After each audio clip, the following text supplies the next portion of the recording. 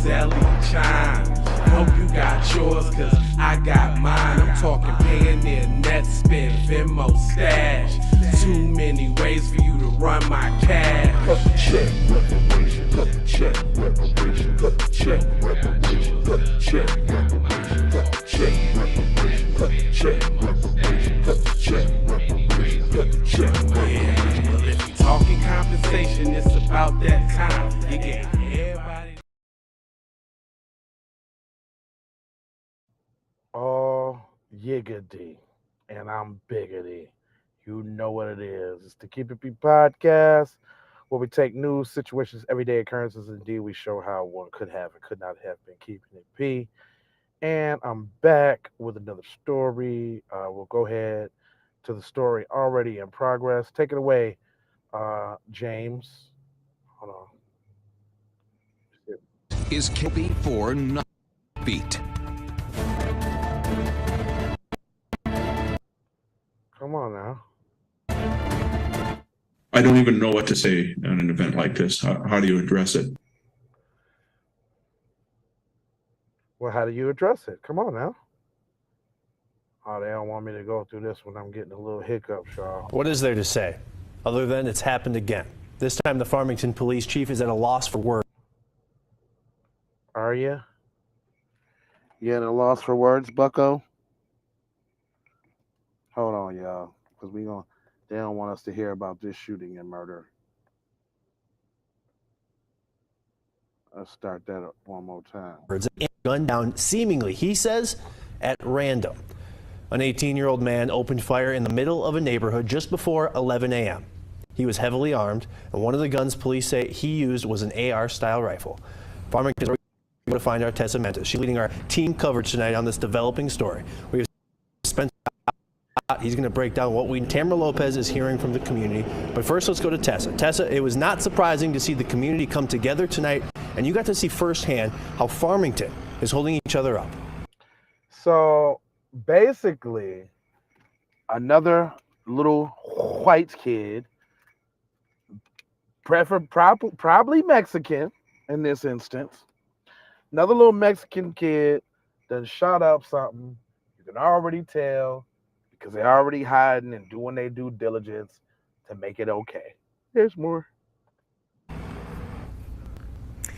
I did, and it's very emotional here. I mean, just diving in, you can just feel the sadness and the grief. And we've heard from practically everyone who we've spoken to that it's going to be no surprise when basically everyone in this community knows someone who was either involved or impacted by this tragedy. And it's not just because Farmington's a small town, right? It's a tight-knit community.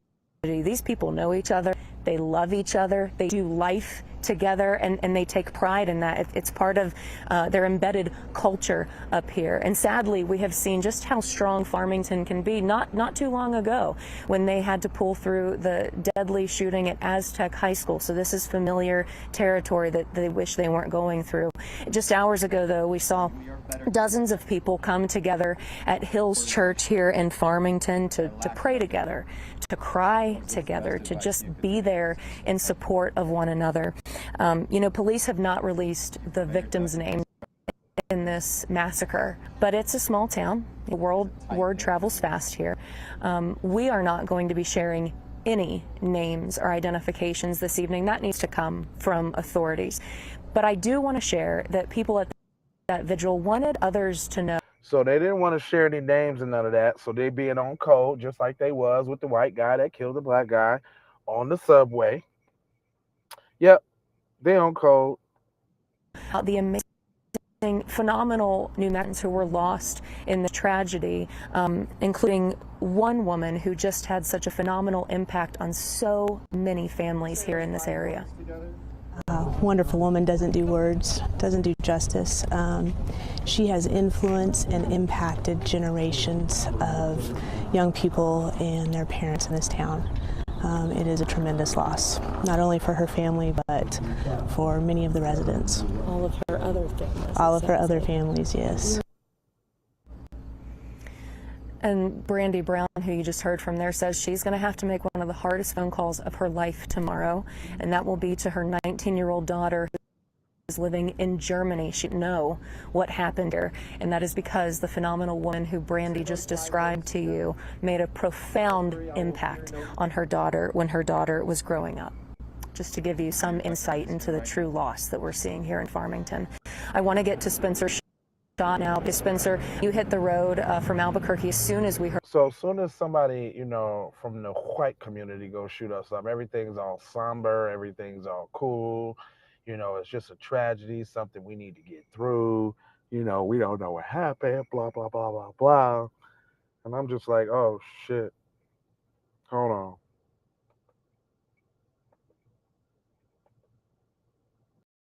We heard what was happening. The last briefing law enforcement was 6 hours ago. So get us up to speed with what we know at this point.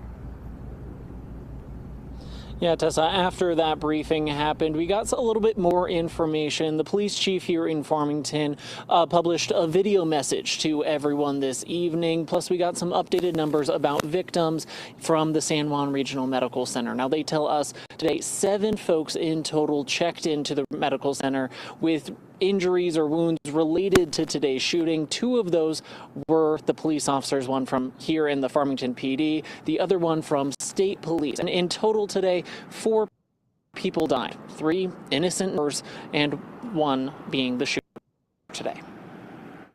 Officers responded to the area to find a chaotic scene where a male subject was actively firing upon individuals in that neighborhood. Yeah, but you know what, though? This is my thing. I bet y'all don't hear no new laws or no new nothing that people got to be targeted or looked after this one. Watch. Neighborhood. That was around 11 o'clock Monday morning on Dustin Avenue between Apache and Ute Street in the middle of Farmington. Across town, schools, churches, and businesses all went into lockdown. And when police found the shooter, they saw he was just a teenager. We do know the age of the suspected shooter. He is 18 years of age. They say he was heavily armed with multiple guns, including an AR style. He was just a teenager. But no, this is a grown man. When you get 18, you grown, son. You can go to the army, you can shoot people and all that. Nah, he a grown man. No, we ain't gonna play that. He a grown man. Come on, no. Assault rifle. I'm watching a cops with an extended clip right now, dog. Ring video from one neighborhood. Come on, y'all. Let us get the story off. Y'all trying to hold this back. Hold on real quick. I'm gonna let it load up for just a second.